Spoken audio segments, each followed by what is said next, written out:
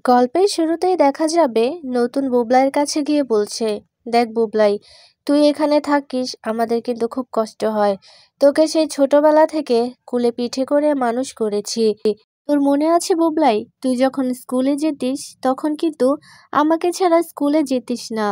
তুই যদিও বা তোর মায়ের সাথে যেতিস তখন কিন্তু কান্না জুড়ে দিতিস যে আমি তোকে নিয়ে আসবো। তখন তোকে নিয়ে এলে কিন্তু তুই ভীষণ খুশি হয়ে যেতিস। সেই ছোট্টবেলা থেকে তুই আমাকে বন্ধুর মতো মনে করেছিস। তোর মনের যত আবদার, যত আশা, যত কথা সব আমার সাথেই হয়েছে।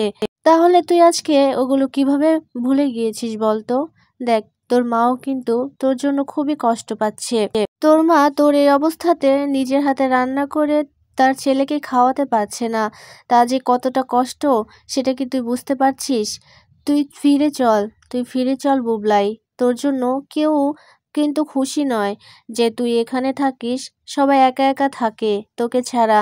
তুই বিহীন ওই বাড়িটা কিন্তু একেবারেই ছন্নছাড়া হয়ে আছে। তুই গেলে বাড়িটা প্রাণ ফিরে পাবে বুবলাই।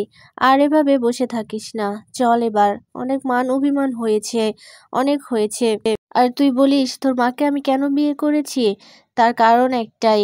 কারণ তোর মাকে নানান মানুষ নানান ধরনের কটু কথা বলে। আর সমাজে থাকতে গেলে সবার কথা শুনেই থাকতে হয়। তোর মায়ের সম্মান রক্ষা করার জন্যই কিন্তু আমি তোর মাকে বিয়ে করেছি। তবে এটা ঠিক যে আমি তোর মাকে ভালোবাসি, ভালোবাসি আমি তোর মাকে। শেষ বয়সে এসে তোর মা এভাবে অপমানিত হবে সেটা আমি চাইনি। এই কারণেই তোর মাকে আমি সসম্মানে স্ত্রীর মর্যাদা দিয়েছি। এতে করে কেউ কিন্তু কটু কথা শোনাতে পারবে না। বর্ষা বলছে, এখন যত যাই বলুন না কেন, এখন কি এখানে এসেছেন ওকে ভুলিয়ে ভালিয়ে বাড়ি থেকে নিয়ে যেতে? তবে একটা কথা বলে দিচ্ছি, আমি কিন্তু ও বাড়িতে আর ফিরে যাব না। তখন নতুন বলছে, দেখো, তোমাকে কিন্তু আমি জোর করতে পারি না, কিন্তু বুবলাইকে আমি জোর করতে পারি। সেই অধিকার আমার আছে। বুবলাই, তোর মা খুব কষ্ট পায় তোর জন্য। সেই কারণেই কিন্তু আমি তোর মার কষ্ট আমি দেখতে পারি না, সে কারণে এখানে এসেছি। তখন দেখা যাবে বুবলাই বলছে, ও আচ্ছা, তুমি মায়ের কষ্ট সহ্য করতে পারো না দেখে সেই কারণে আমাকে নিতে এসেছো। নতুন বলছে, বুবলাই, এটা কেমন কথা বললি? আমি তো নিজের অধিকার বোধ থেকে এসেছি, নিজের ভালোবাসার দিক থেকে এসেছি। আমিও তো তোকে ভালোবাসি। সেই ছোট্টবেলা থেকে তোকে কোলে পিঠে করে মানুষ করেছি। ভালো তো আমি তোকে বাসি। হ্যাঁ, আমি জানি আমার কথা শুনলে তুই যেতে চাইবি না। তোর মা কিন্তু তোকে নিতে আসতে চেয়েছিল, কিন্তু তুই যাবি না দেখে তোর মা কিন্তু আসেনি। তোর মা কষ্ট পাচ্ছে সে কারণেই কিন্তু আমি এসেছি। আর আজকে তুই আমার জন্য না হলেও তোর মায়ের জন্য যাবি, আমি জানি। দেখ, মানুষের কিন্তু এক সেকেন্ডেরও ভরসা নেই। তাই এভাবে মান অভিমান করে আর বসে থাকিস না। তোর মায়ের কেই বা আছে বল? তুই, বাবিন আর মিঠি। মিঠিকে তো বিয়ে দিয়ে দিলে ও চলে যাবে। একমাত্র ভরসা তুই, তুই তোর মায়ের বড় ছেলে। তাই আর মান অভিমান করে থাকিস না।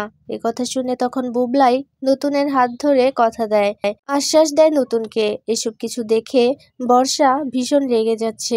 এরপর বর্ষা বুবলাইকে বলছে, শোনো রুদ্র, তোমার যদি যাওয়ার ইচ্ছে থাকে তাহলে তুমি যাও, আমি কিন্তু যাব না ওই বাড়িতে। বুবলাই বর্ষাকে গিয়ে বলছে, বর্ষা, তোমাকে কি আমি বিয়ের সময় এমন কোনো কথা দিয়েছিলাম যে তোমাকে নিয়ে আমি আলাদা সংসার করব? এমন তো কোনো কথা দিইনি। তাহলে এখন তুমি তোমার বাবার বাড়িতে থাকতেই পারো। এখন ডিসিশন তোমার হাতে। তুমি যদি যেতে চাও তাহলে যেতে পারো, না হলে তোমার বাবার বাড়িতে গিয়ে থাকতে পারো। আর এই বাড়িটা আমি ছেড়ে দেব। আমি চলে যাব সেই বাড়িতে। আমার মা, আমার ভাই বোন সবাই ও বাড়িতে আছে। আমি ওদেরকে ছাড়া একা কতদিনই বা বাইরে থাকবো। আর তোমার কি মনে হয় বর্ষা, আমি আলাদা থেকে কি খুব সুখে আছি?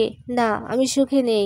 আমার প্রত্যেকটা মুহূর্তে বাড়ির কথা মনে হয়, আমার মায়ের কথা মনে হয়, প্রত্যেকটা মানুষের কথা মনে হয়। আমার খুব কষ্ট হয় দূরে থাকতে। সেটা কি কোনোদিনও ভেবে দেখেছো তুমি বর্ষা? নতুন কাকু, আমি তোমাকে বলছি, আমি যাব তোমার সাথে। বর্ষার যদি ইচ্ছে হয় তাহলে বর্ষা যাবে। তখন বর্ষা বলছে, রুদ্র, তুমি চলে যাবে সত্যি? এরপর বুবলাই বলছে, হ্যাঁ বর্ষা, তোমাকে একটা কথা বলি বর্ষা, এই যে আমি যখন চাকরিবিহীন ছিলাম তখন কি তুমি চাইলে একটা চাকরি ম্যানেজ করতে পারতে না? সংসারটা কিন্তু ভালোই চলতো তখন। তুমি অনেক শিক্ষিত মানুষ, কিন্তু এরপরেও তুমি চাকরি খোঁজোনি। আর এরপর হলো আসল কথা, এই যে আমি অসুস্থ হয়েছি, তোমার বাবার বাড়ি থেকে খাবার এনে কিন্তু আমাকে খাইয়েছো, কিন্তু তুমি চাইলেই কি পারতে না রান্না করে নিজের হাতে আমাকে খাওয়াতে? কিন্তু তুমি এটা কিন্তু করলে না। তবে সেসব কথা এখন থাক বর্ষা, আমি বলি কি, আমি যাব, তোমার যদি যেতে ইচ্ছে হয় তুমি যেও। একথা বলে নতুনকে বলছে, নতুন কাকু আমি যাব। নতুন বুবলাইকে বলছে, তুই আমাকে বাঁচালি বাবা, তুই আমার মান রাখলি। আমি বড় মুখ করে বলেছি আমি তোকে ফেরাবো, আমি তোকে ফেরাবো। নিজের কথা নিজেই, আমি নিজের মনকে কথা দিয়েছি যে আমি তোকে ফিরিয়ে নিয়ে যাবই ওই বাড়িতে, তোর মায়ের কাছে তোকে ফিরিয়ে নিয়ে যাব। তখন বুবলাই বলছে, হ্যাঁ আমি ভুল করেছি, অনেক ভুল করেছি আমি। আমি মায়ের কাছে যাব, মায়ের কাছে গিয়ে ক্ষমা চাইবো নতুন কাকু। তোমার কাছে ক্ষমা চাওয়ার মতো ভাষা আমার নেই।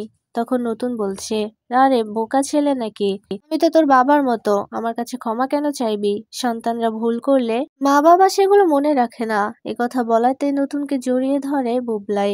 এসব কিছু দেখে ভীষণ রেগে যাচ্ছে বর্ষা। বর্ষা রুদ্রকে বলছে, রুদ্র তুমি সত্যিই বাড়িতে চলে যাচ্ছ? তুমি এখন এখানে থাকবে না আর আমাকে বাবার বাড়িতে চলে যেতে বলছো? তুমি ভুলে গেছো তোমার মা কি কি করেছে? তখন বুবলাই বলছে, শোনো বর্ষা, আমি কিছুই ভুলিনি। আমার মা যে আমার ভালো চায় সেটা আমি খুব ভালো করে বুঝতে পারছি।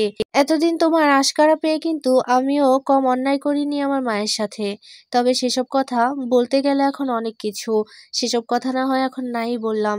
এরপর নতুন বলছে, বুবলাই তুই আমার মান রাখলি, তুই আমাকে বাঁচালি রে বাবা, তুই আমার মুখটা রাখলি। এই কথা শুনেই তখন বুবলাই জড়িয়ে ধরে নতুনকে। এসব কিছু দেখে আরো জ্বলে পুড়ে ছারখার হয়ে যাচ্ছে বর্ষা। এরপর নতুন আর বুবলাই সেখান থেকে চলে যায়। এদিকে বর্ষা বলছে, আমি তো এত সহজে ছেড়ে দেব না, রুদ্রকে আমি ও বাড়িতে একা কিছুতেই ছাড়বো না। আর ওই যে তোমাকে নিয়ে গেল এতদিনের সম্পর্ক, আমি তোমার সাথে একা সংসার করব, সেই স্বপ্নটা আমার ভেঙে দিল এক নিমিষেই। ওই লোকটাকে তো আমি ছাড়বো না। আমি আগে ওই বাড়িতে যাই, তারপর ওই লোকটাকে অনেক বড় একটা অপবাদ দিয়ে আবারও আমি এই সংসারটা থেকে আলাদা করে দেব রুদ্র তোমাকে। আমার নামও বর্ষা। এ কথাই বলছে বর্ষা। ওইদিকে দেখা যাবে কমলিনী মিটি আর বাবিনকে বলছে, মানুষটা সেই ভোরবেলা গেছে, এখনো কোনো খবর নেই, এবার তো চিন্তা হচ্ছে। এ কথা শুনে কমলিনী শাশুড়ি বলছে, আর কত আঁচলে বেঁধে রাখবে, এবার তো আঁচল থেকে মুক্তি দাও, ওর কি কোনো স্বাধীনতা নেই? বেরোবে না আর আঁচলে বেঁধে রাখতে পারবে না ওকে। আমার ছেলে থাকতে তো আমি কোনোদিনও দেখিনি আমার ছেলের জন্য তোমাকে এভাবে চিন্তা করতে। এরপর বাবিন বলছে, ঠাম্মি তুমি এটা কেমন কথা বললে? তোমার ছেলে, তোমার ছেলের জন্য চিন্তা করেনি আমার মা? এরপর কমলিনী শাশুড়ি বলছে, না, আমার ছেলের সাথে তো সংসার করেছে, আমি তো দেখেছি, আমার ছেলের জন্য কোনোদিনও ওর এত চিন্তা হয়নি। আর এই নতুনের জন্য ওর চিন্তা হচ্ছে। এরপর বুবলাইয়ের মাসি ঠাম্মি বলছে, তুই এটা কেমন ধরনের কথা বললি? হ্যাঁ, তোর বৌমা কি পেয়েছে তোর ছেলের কাছ থেকে? এতটা বছর সংসার করেছে, কিন্তু তোর ছেলে থেকে কিচ্ছু পায়নি। তুই কি ভুলে যাচ্ছিস সেই কথা? তোর ছেলে কি কি করেছে? আবার তুই কোন মুখে ওই ছেলের কথা বলিস? আর তোর তো লজ্জা হওয়া কথা, কিন্তু তোর তো লজ্জা নেই। তোর লজ্জা নেই, না হলে তো তুই এই কথা বলতে পারতিস না। তোর ছেলে যে কি কি করেছে সেই সব কিছু কিন্তু আমরা জানি, আমাদের মনে আছে, তোর মনে নাই থাকতে পারে। আর এই যে বৌমা তোর জন্য কত কি না করেছে, আর যে তোকে খাওয়াচ্ছে পড়াচ্ছে তার বিরুদ্ধে কথা বলছিস? নতুন ছেলেটা, ওই ছেলেটা তো তোর জন্য কম কিছু করেনি, তারপরেও তার বিরুদ্ধেও কথা বলতে তুই ছাড়ছিস না। আর এই যে বৌমা যে তোর জন্য কত কিছু করেছে, তোর কত সেবা করেছে, সেই সব কিছু ভুলে গিয়েছিস। এরপর কমলিনী বলছে, থাক, এসব কথা আর বলবেন না, এসব কথা এখন বাদ দিন। এরপর মিটি বলছে, না ঠাম্মি তুমি একদম ঠিক কথা বলেছ, বড় ঠাম্মি তুমি একদম ঠিক কথাই বলেছ, আমার ঠাম্মির তো কিছুই মনে থাকে না। আর এই যে ঠাম্মি, তোমার ছেলে আমার মায়ের জন্য কি করেছে? কিছুই করেনি। এরপর কমলিনী শাশুড়ি বলছে, হ্যাঁ তোদের তো এখন চোখে কিছুই পড়বে না, আমার তো ছেলে, তাই আমার কষ্ট হয়, আমার ছেলের কথা তো আমাকে বলতেই হবে। তোর মা যে কেমন করতো সেই কথা কি আর আমার মনে নেই? সবই মনে আছে। বাবিন বলছে, ঠাম্মি শোনো, এখন কিন্তু আমাদের আর কথা বলাতে বলো না, বলে দিলাম। তুমি এমন এমন কথা বলো যেখানে আমাদের কথা বলতেই হয়। আমার মা আমার মা কেন তোমার ছেলের কথা ভাববে? তোমার ছেলে আমার মায়ের কথা ভেবেছে? ভাবেনি তো। তুমি তোমার ছেলের কথা ভাবতেই পারো, কিন্তু আমার মা ভাববে না।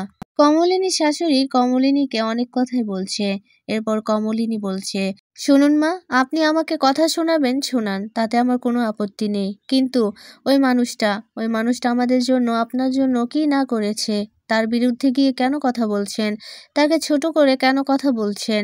এরপর বুবলাইয়ের পিসি ঠাম্মি বলছে, একদম ঠিক কথা বলেছো তুমি বৌমা। ও তো আসলে মনে থাকে না, যার খাচ্ছে যার পড়ছে তার উপরই ছুরি ঘোরাচ্ছে। কমলিনী শাশুড়ি বলছে, তো বলবো না? বলবোই তো। এরপর কমলিনী বলছে, আপনি যদি আরেকটা কথা বলেন তাহলে কিন্তু আমি আপনাকে বৃদ্ধাশ্রমে রাখতে বাধ্য হব। এই কথা শুনে অবাক হয়ে যায় কমলিনী শাশুড়ি। কমলিনী শাশুড়ি বলছে, কি, তুমি এত বড় কথা আমাকে বলতে পারলে? পারলে তুমি এত বড় কথা বলতে আমাকে বৃদ্ধাশ্রমে রেখে আসবে? এরপর মিটি বলছে, হ্যাঁ মা একদম ঠিক কথাই বলেছে, তোমার ওই জায়গাতেই যাওয়া উচিত। কারণ কারণ তুমি আমার মাকে কত কটু কথাই না শুনিয়েছো, আমার মা কিচ্ছু বলেনি। এ কথাটা অনেক আগে বলার উচিত ছিল, আগে বলেনি, তবে আজকে না বলেও পারছে না, সব তো দেখলামই। আমার মা যদি তোমার ছেলেকে মেনে নিত, তোমার ছেলের সাথে থাকতো, হয়তো আমি আমার মাকে সম্মান করতাম না, আমি আমার মার সাথে ভালো ব্যবহারও করতাম না। একদম সত্যি কথা, আমার মা একদম ঠিক করেছে, ঠিক কাজ করেছে। বাবিন বলছে, হ্যাঁ মা একদম ঠিক কাজ করেছে। ওইরকম একটা মানুষের সাথে থাকার চেয়ে সারা জীবন একা থাকা অনেক ভালো। নতুন কাকু নতুন কাকু তো আমাদের জন্য কম কিছু করেনি, মায়ের সম্মান রক্ষা করার জন্য কিন্তু নতুন কাকু মাকে বিয়ে করেছে, তাতে আমাদের কোনো আপত্তি নেই। তোমার কেন আপত্তি হচ্ছে আমি সেটাই বুঝতে পারছি না। কমলিনী বলছে, আপনার যদি এখানে থাকার ইচ্ছে হয় তাহলে ওই মানুষটার সাথে কখনো খারাপ ব্যবহার করবেন না।